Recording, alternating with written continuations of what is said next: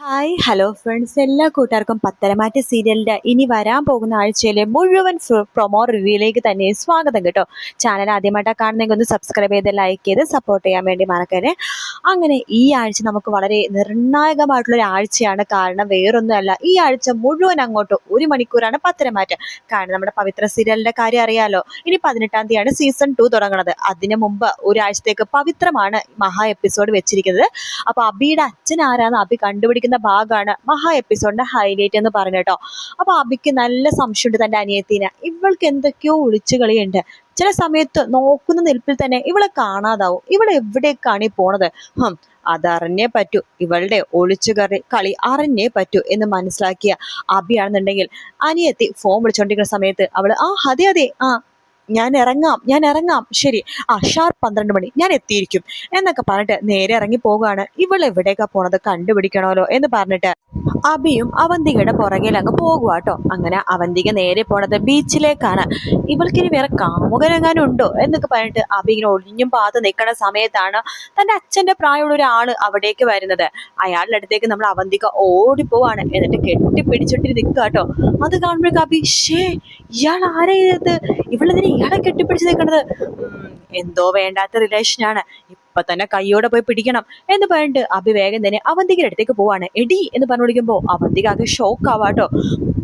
ആ സമയത്ത് അവന്തിക അടുത്ത് അഭി ഒരു ഒറ്റ അടി വെച്ച് കൊടുക്കാണ് മുഖത്തിട്ട്. എന്നിട്ട് ചോദിക്കണ്ട്, നീ കള്ളം പറഞ്ഞ് വീട്ടിൽ നിന്ന് ഇറങ്ങിയത് ഇയാളെ കാണാനാണല്ലേ? ഇയാൾ ആരടി നിന്റെ? എന്നാലും നിന്നെ പോലൊരു പെണ്ണിനെ സ്നേഹിക്കാൻ പറ്റിയ ഒരാള് കണ്ടാലും മതി. എടി ഇയാൾക്ക് അച്ഛന്റെ പ്രായം ഉണ്ടല്ലോടി, നിന്റെ ആരാടി ഇയാള് എന്ന് ചോദിക്കണം. ആ സമയത്ത് നമ്മുടെ അബിയുടെ അച്ഛൻ അബീനെ ഒന്ന് നോക്കിക്കൊണ്ടിരിക്കട്ടെ. താൻ എന്തിനോട് എന്നെ നോക്കണത്? കൈ വിടണോ എന്റെ മേത്തത്? മോനോ? ആരുടെ മോൻ? എനിക്കേ തന്നെ പോലത്തെ അച്ഛനെ പോലത്തെ തന്നെ പോലത്തെ അച്ഛനല്ലടോ. എന്റെ അച്ഛനൊക്കെ വേറെ ലെവലാണ്. തനിക്ക് നാളല്ലോ സ്വന്തം മോളുടെ പ്രായമുള്ളൊരു പെണ്ണിനെ സ്നേഹിച്ച് വലയിൽ വീഴ്ത്തി ഇങ്ങനെ ബീച്ചിലും പാർക്കിലൊക്കെ കറങ്ങാൻ വിളിക്കാനായിട്ട് നിർത്തട. നീ എന്തറിഞ്ഞിട്ടാ എന്നെ കുറിച്ച് ഇങ്ങനെയൊക്കെ പറയുന്നത്? പിന്നെ തന്നെ കുറിച്ച് ഞാൻ എന്തറിയാനാടോ? കണ്ടടോ, എല്ലാം കണ്ടു. എനിക്ക് നേരത്തെ സംശയം ഉണ്ടായിരുന്നു ഇവൾ ആരെയൊക്കെ പതുങ്ങിയിരുന്ന് ഫോൺ വിളിക്കണതും എന്തൊക്കെയോ ചുറ്റിക്കളി വിളിക്കണ്ടെന്ന് എനിക്ക് നേരത്തെ തോന്നിയിരുന്നു. അത് കൈയോടെ പിടിക്കാൻ വേണ്ടി ഞാൻ കാത്തിരിക്കുമായിരുന്നു. ഇത്രയുള്ളൊരു മധ്യവയസ്കനാണല്ലോ നിനക്ക് കിട്ടിയത്. നിന്റെ വായടച്ച് നിർത്താനാണ് ഞാൻ പറഞ്ഞത്. ഞാൻ ആരാണെന്ന് നിനക്കറിയാവോ?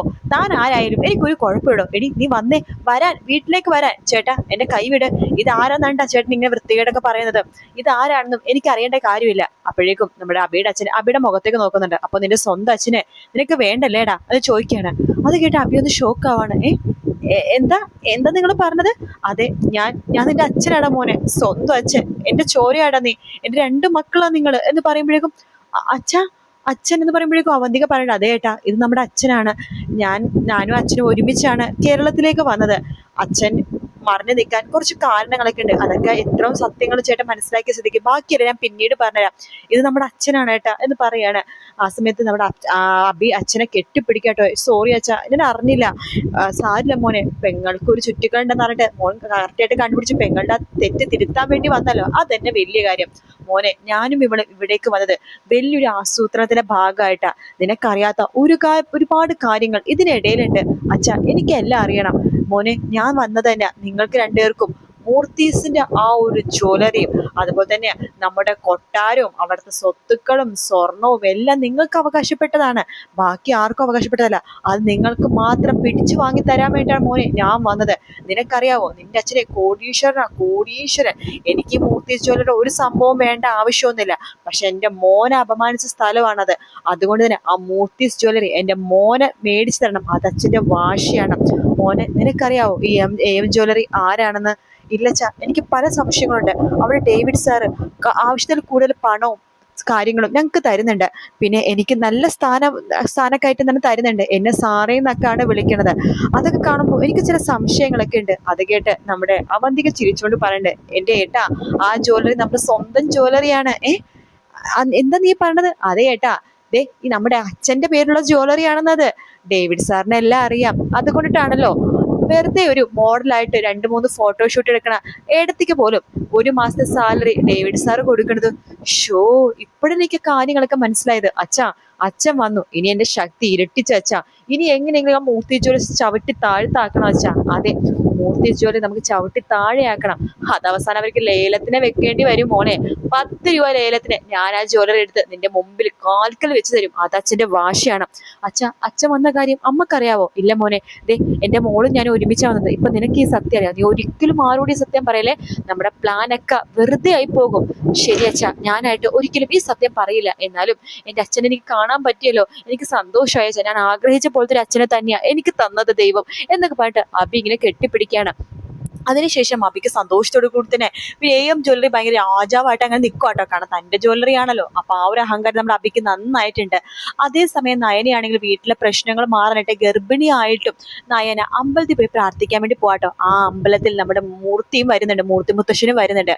മുത്തശ്ശൻ വരുന്നത് തന്നെ നയന അവിടെ അമ്പലത്തിൽ വരുമെന്ന് അറിഞ്ഞുകൊണ്ട് തന്നെയാട്ടോ. അങ്ങനെ നയനെ കാണുമ്പോൾ വരുമ്പോഴേക്കും നയന അങ്ങനെ ചുറ്റെടുക്കുകയാണ് അമ്പലത്തിന് ഫുള്ളും.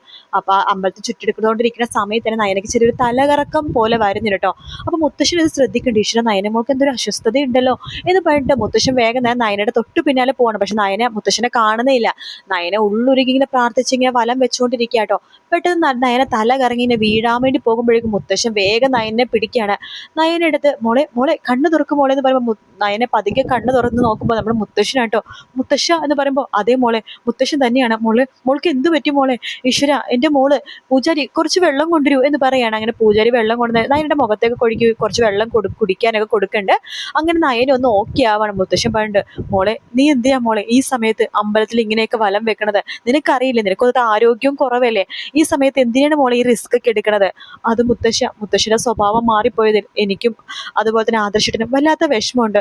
മുത്തശ്ശൻ പഴയ പോലെ ഞങ്ങൾ സ്നേഹിക്കാൻ വേണ്ടിയിട്ടാണ് മുത്തശ്ശ ഞാൻ ഈ കഷ്ടപ്പാടൊക്കെ ചെയ്യണത്. എന്റെ പൊന്നു മോളെ, നീ എന്തിനാ മോളെ ഇങ്ങനെയൊക്കെ ചെയ്യണത്? ഞാൻ ഇതൊക്കെ വെറും അഭിനയമാണ്. അഭിനയോ? അതേ മോളെ, നീ ആരോടും പറയരുത്. ഞാനിത് അഭിനയിക്കുക മോളെ, വേറെ ഒന്നിനും വേണ്ടല്ല. AM ജ്വല്ലറി അതാരാണെന്നും അവരുടെ ഉദ്ദേശം എന്താണെന്നും അറിയണം. അതിന് ആദർശം മാറി നിന്നാലേ പറ്റുള്ളൂ. അതുകൊണ്ടാ മോളെ ഞാൻ എല്ലാം ഇങ്ങനെ അഭിനയിച്ചു കൂട്ടുന്നത്. ഞാൻ എല്ലാം തന്നെ പുറമേ നിന്ന് എല്ലാം കാണുന്നുണ്ടായിരുന്നു. നിങ്ങളെ പുറത്ത് നിന്ന് സ്നേഹിക്കുന്നുണ്ടായിരുന്നു. നിങ്ങൾ എവിടെ പോയാലും നിങ്ങൾ തൊട്ടു പിന്നാലെ ഞാനും ഉണ്ട്. മോളുടെ 3-ാം മാസ ചടങ്ങുണ്ടല്ലോ, ആ സമയത്ത് മുത്തശ്ശി ഒരുപാട് ഫോട്ടോ എടുത്തത് മോൾ ഓർക്കുന്നുണ്ടോ? ആ ഫോട്ടോ എല്ലാം ഞാൻ പറഞ്ഞിട്ടാ മോൾ എടുത്തത്.